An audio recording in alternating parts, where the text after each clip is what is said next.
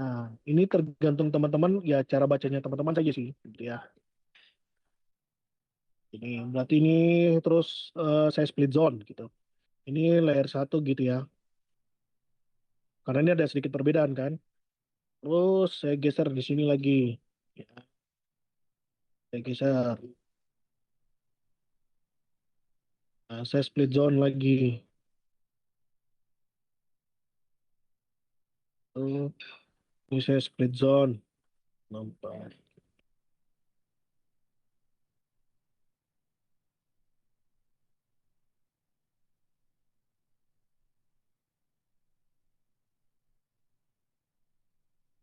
Nah, nice. Ini adalah volume cell-nya. Jadi di sini itu saya dapat 4 zona ya. Zona satu, 2, 3, 4.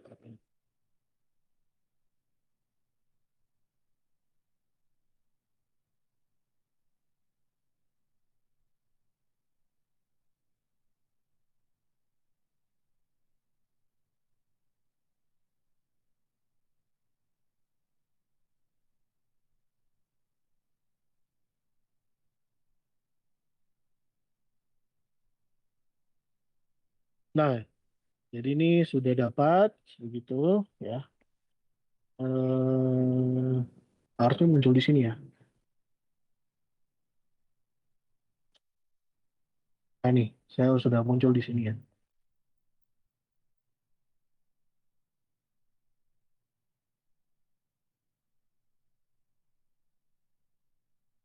Nah, nanti di volume zona itu gitu ya. eh kalian bisa dapat nanti menentukan volume shell-nya itu Larinov, pakai Staber, pakai Clavier gitu ya. Nah, makanya saya bilang selain itu juga bagusnya kalian juga misalnya pakai Excel gitu ya.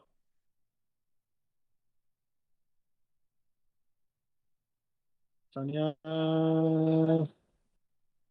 yang menggunakan Excel gitu.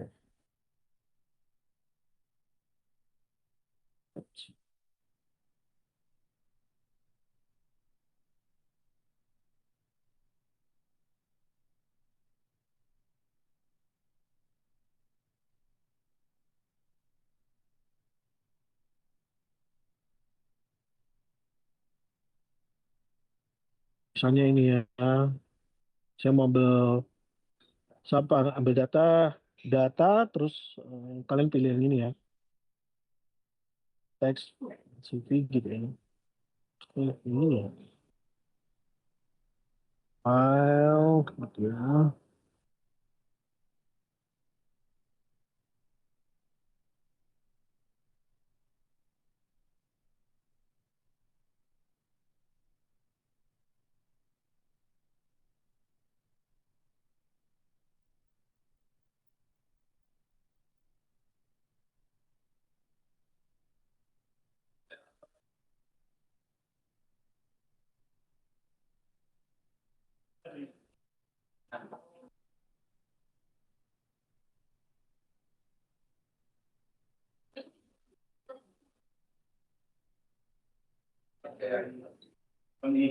Nah, dapatnya nanti kayak gini kan.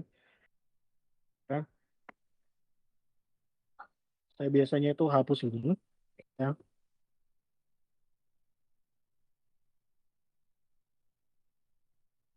Terus itu biasa sampai sini gitu. Oh, dia tidak bisa hapus kolom. Sorry.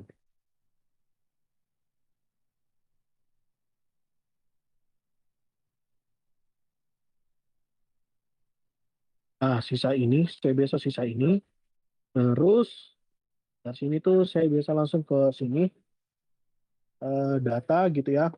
Terus teks kolom gitu. Karena ini spasi ya, teman-teman, spasi, jadi pilih space. Ya. Hey,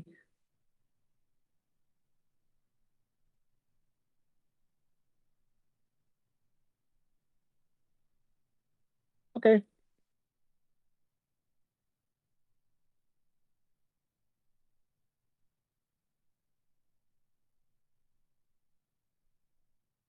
Nah, kalau teman-teman tahu kelola kayak gini, ini cuan semua teman-teman ya.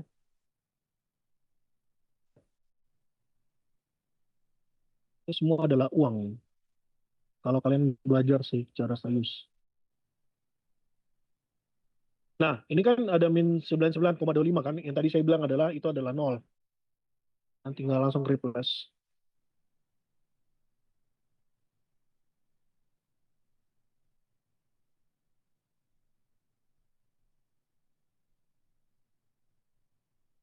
Oke, selebihnya kalian tinggal nanti hitung sampai nanti dapat saturasi water. Sampai sini ada pertanyaan?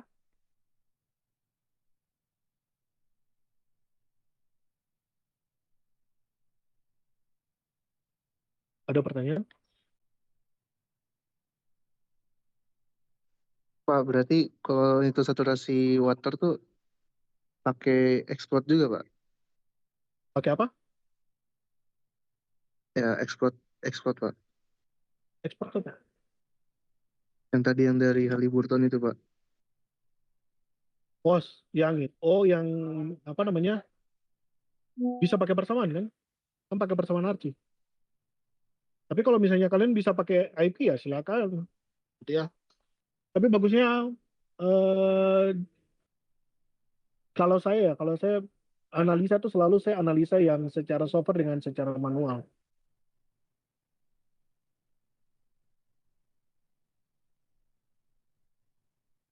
Gitu. Ada pertanyaan lagi?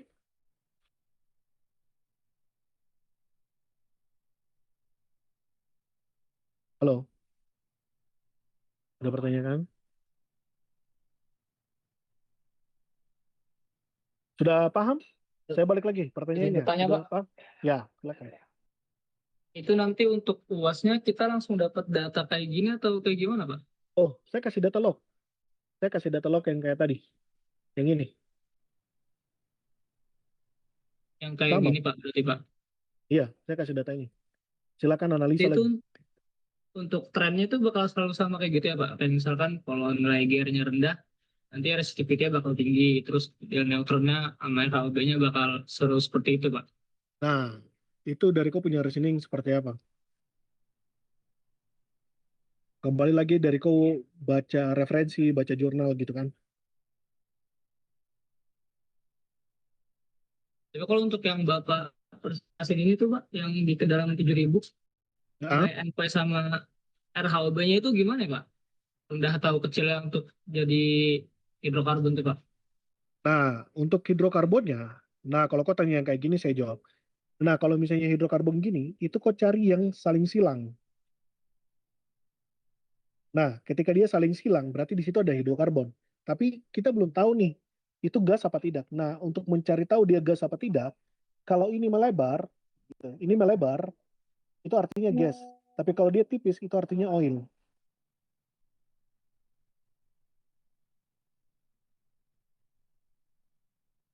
Sampai sini ada pertanyaan lagi?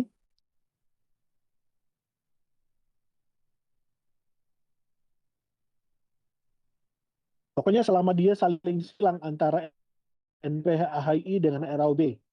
Nah, terus ditanya, Pak, itu kira-kira dari mana? Ini adalah rule of thumb. Makanya saya bilang kembali lagi, analisa ini dari mana? Kembali lagi yang tadi saya bilang ini.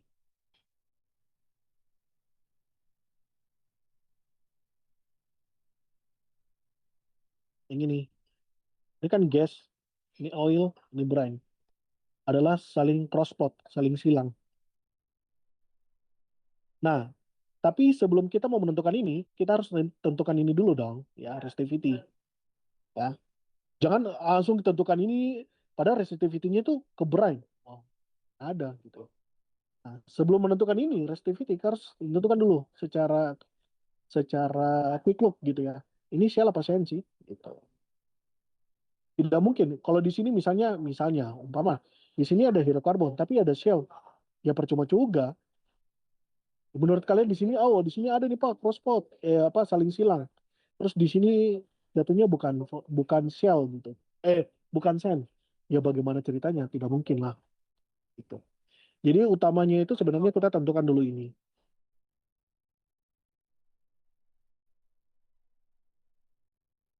Baru nanti lihat lagi dari kiri, dari resistivity-nya. Dia condong kemana nih? Ada pertanyaan lagi, teman-teman? Jadi untuk nentuin hidrokarbon itu tetap pakai korelasi tiga data log tadi ya Pak? Untuk menentukan hidrokarbonnya itu, kalau saya pribadi saya pakai kayak gini aja, NPHI sama HRAUD yang saling silang.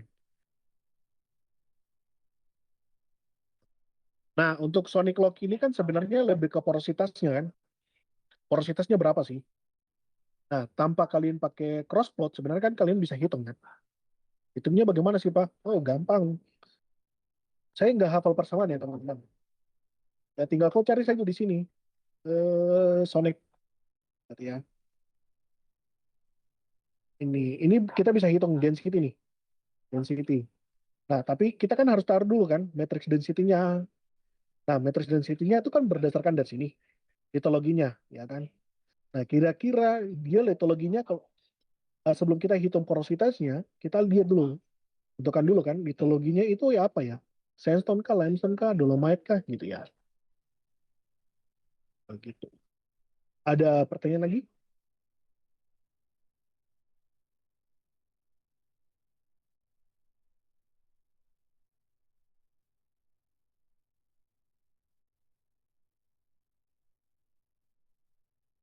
Kalau software Litho Studio ini adalah software untuk kita mau menghitung eh geomekanik gitu ya.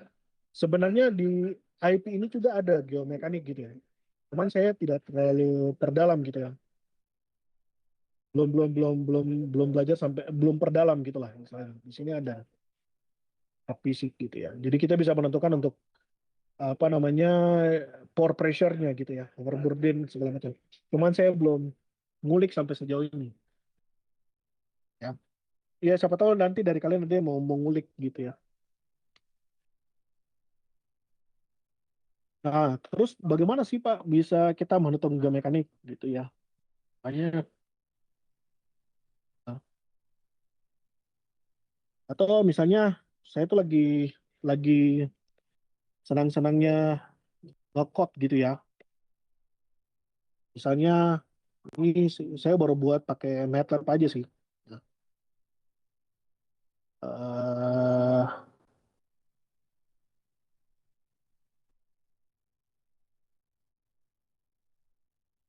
untuk nanti codingnya ini TA-nya kakak tingkat kalian Gabe ya. Dia maunya saya suruh dia buat ini code untuk analisa well logging gitu ya. Analisa formasi menggunakan MATLAB. Mana ya analisa saya ya? Bentar ya.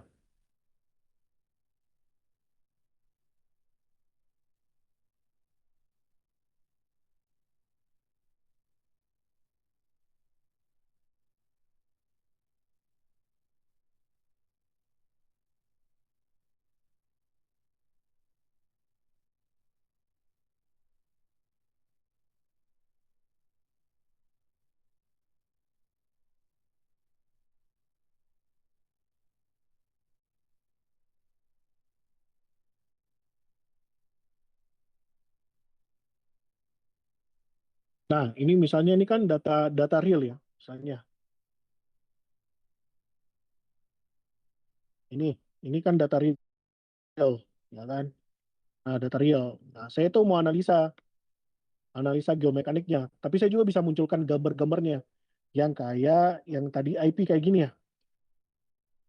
Nah, saya tinggalin aja pakai ini ya data las, saya ubah.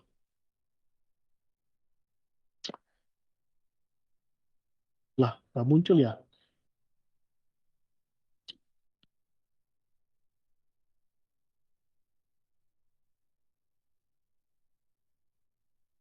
Oh, Netgear, SP, ini tidak pernah. Oke. Oke.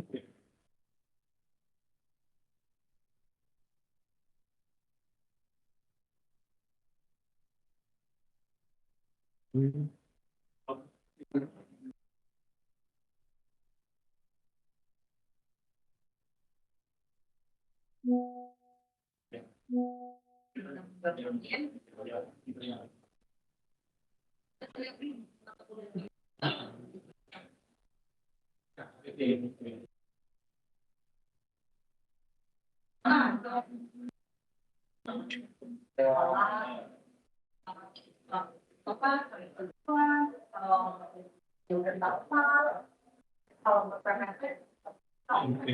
Gila dia.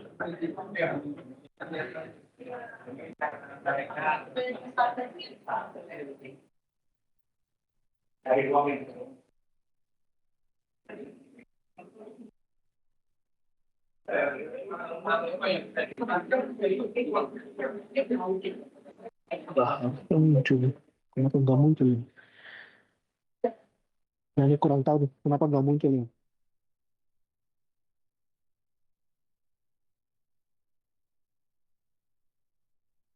Oh, kok udah penuh.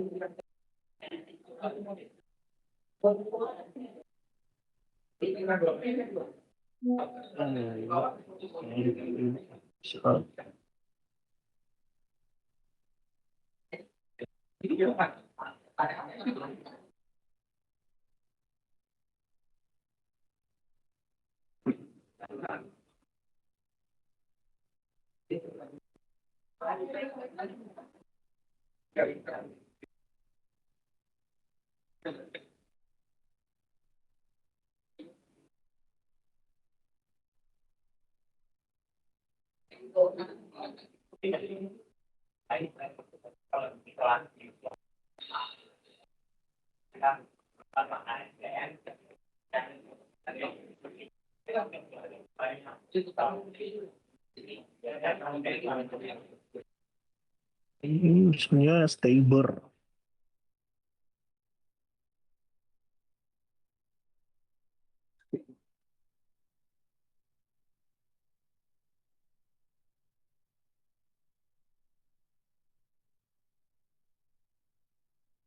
Nah, kalau misalnya saya pakai ini ya, apa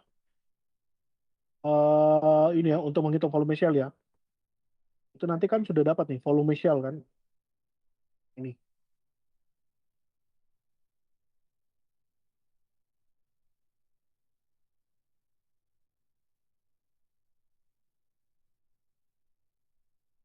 Nah ini hasilnya, ya seperti begitu teman-teman. Kalau misalnya kita mau pakai code, jadi ini gitu ya. Sebelum kita buat kayak gini ya, sebenarnya ini adalah dari function ini.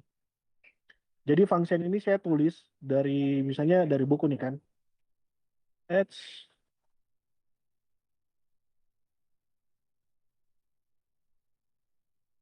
Nah, ini bukunya.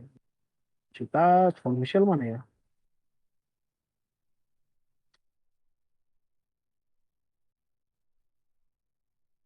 Volume shell.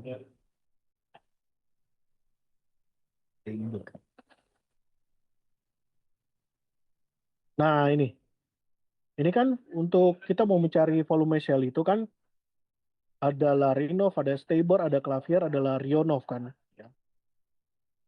Nah, sebelum kita mau mencari ini, itu kan dia ada IGR kan. Nah, IGR ini adalah GR log terbaca, ini adalah GR min gitu ya. Terus ada GR max, ada GR min. Kayak gitu. Nah, untuk penentuan GR max, GR min ini ya, sebenarnya paling bagus gitu kalau misalnya kita buat kayak gini ya teman-teman ya. Split zone yang kayak tadi. Ya, split zone. Mungkin seperti itu sih. Ada pertanyaan, teman-teman? Menarik kan?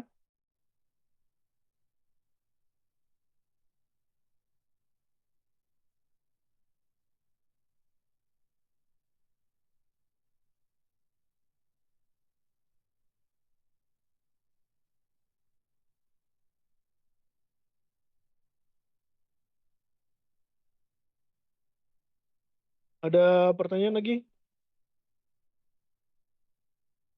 teman-teman? Halo, Cukup. cukup ya? Udah paham lah ya?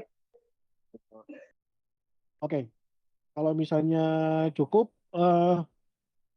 bagi saya tuh sudah tidak ada kuliah tambahan lagi ya teman-teman ya. Jadi nanti kalian yang diterangkan oleh Bu Fitri, saya rasa sudah cukup lengkap gitu ya. Sama kan PPT-nya kan, iya PPT-nya kan sudah saya bagi ya gitu ya.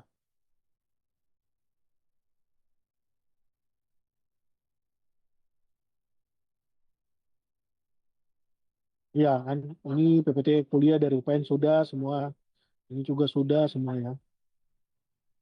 Ya, jadi buku juga sudah ada gitu ya.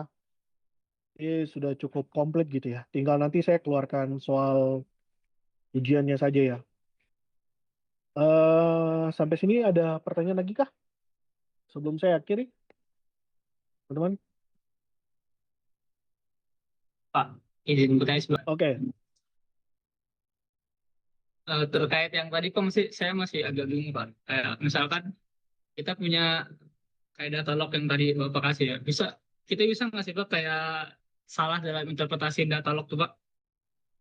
salah dalam interpretasi. Nah, makanya itu salah dan tidaknya itu kan sebenarnya kau harus banyak baca gitu. Kau harus punya reasoning gitu ya. Nah, makanya orang petrofisik itu harus banyak banyak apa namanya? Banyak pelajari data-datanya gitu.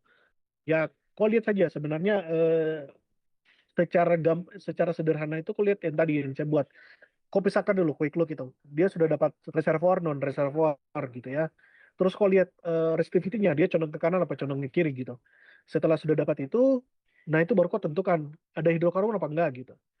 Nah dari situ baru nanti kau bisa ikut metode litologinya kan. Nah kira-kira batuan litologi batuannya seperti apa? Misalnya eh, batuan yang bisa dijadikan untuk batuan reservoir sandstone.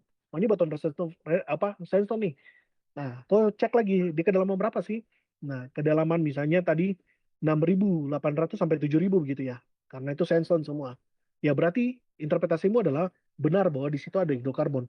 Dengan saya punya penjelasan adalah bahwa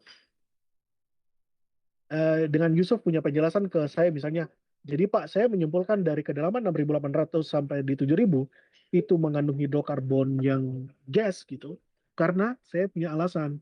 Alasannya saya adalah cross plot yang terjadi antara NPHI dengan HRB itu tergolong besar, cukup lebar ya. Nah, cukup lebarnya itu karena apa? Ada gas gitu kan. Nah, nanti itu kok bisa cari tahu lagi gitu kan di beberapa jurnal gitu. Kenapa sampai dia bisa lebar ya? Kok cari tahu.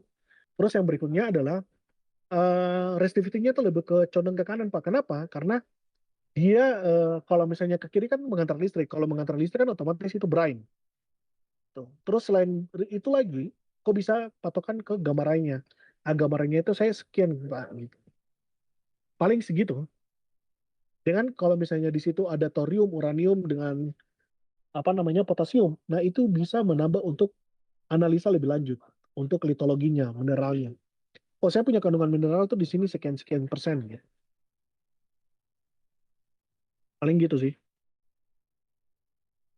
Jadi kalau mau bilang salah dan benar, seseorang itu bisa salah dan benar, nah itu tergantung dia punya cara penjelasannya.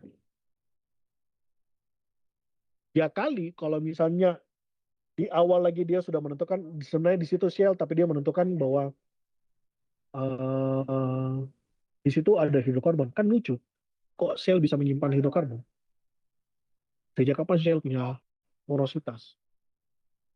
Ya kalau Shell oil, ya berarti Kalau di situ ada minyak, berarti saya harus melakukan apa ya? High frac. Tapi kan ini kan ada data sandstone gitu. Misalnya di situ ada batuan sandstone. Ada lagi? Terima kasih Pak.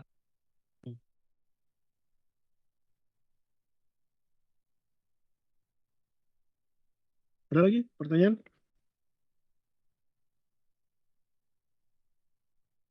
Harapan saya itu teman-teman bisa lebih lebih paham di sini juga ya.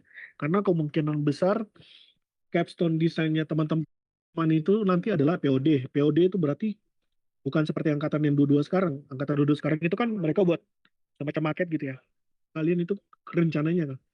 Saya tuh mau buat itu dari saya kasih data seismik, saya kasih data log, terus saya eh, kasih data well test, saya kasih data apa lagi ya? Ada beberapa data begitu.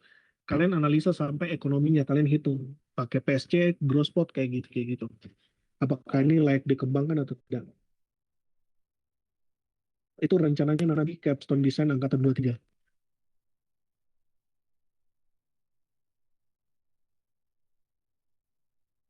gitu ya. Nah, misalnya kayak sekarang angkatan 22 itu misalnya di stimulasi sumur ya, stimulasi sumur itu sama proyeknya mereka ya. Cuman proyeknya mereka ini cukup cukup menantang ya teman-teman ya. Cukup menantang dalam arti semua data ada teman-teman ya. Stimulation reservoir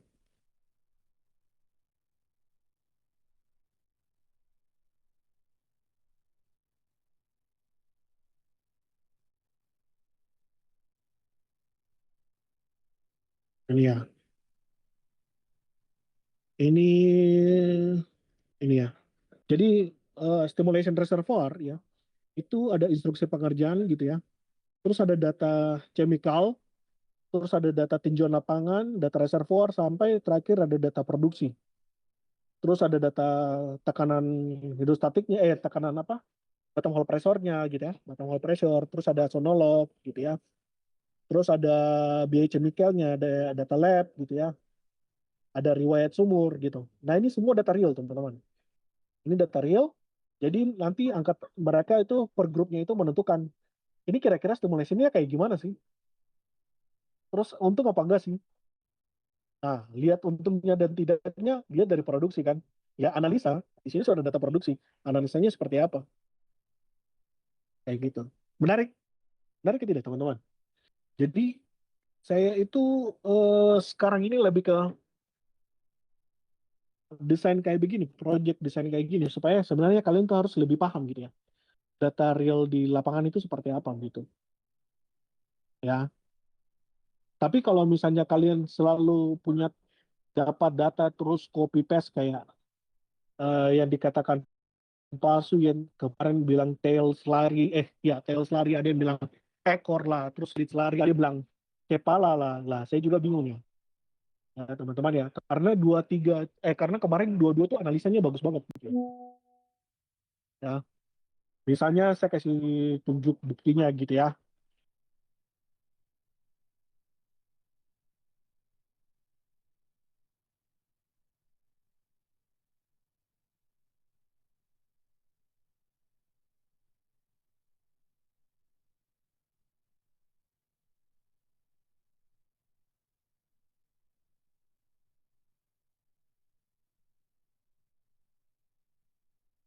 Bahkan kemarin itu sebenarnya saya mau ngajarin, mau ini apa namanya, buat semen bonlock gitu ya, pakai data real. Tapi kayaknya nggak punya, saya yang keteteran untuk mencari datanya.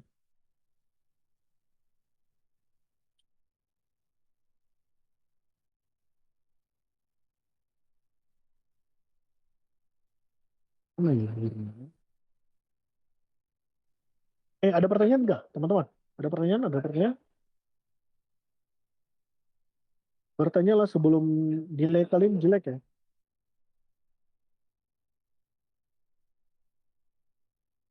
Karena otomatis bor satu kan udah jelek ya. Ya saya tidak tahu kalau bisa kerja soal yang UAS ya.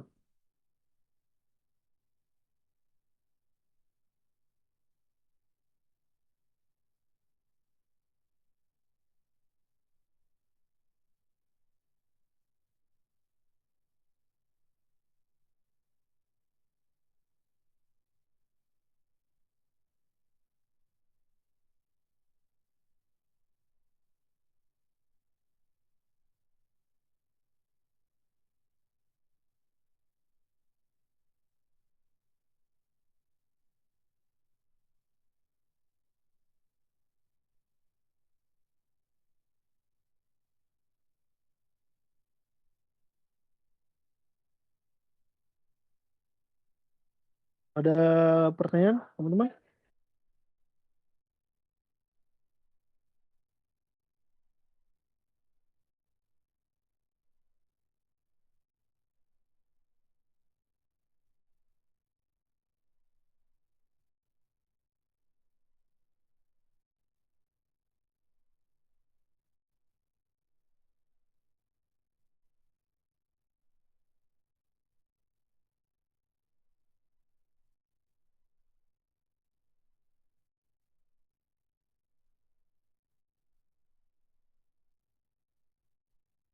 Ada pertanyaan? Tidak ada? Halo, Cukup Pak. cukup. Winda, cukup. Fajri, cukup.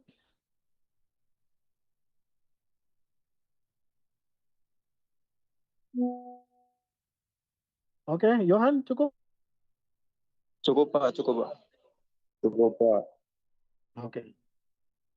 Pak. Oke, kalau misalnya cukup, itu saja dari saya ya. Nanti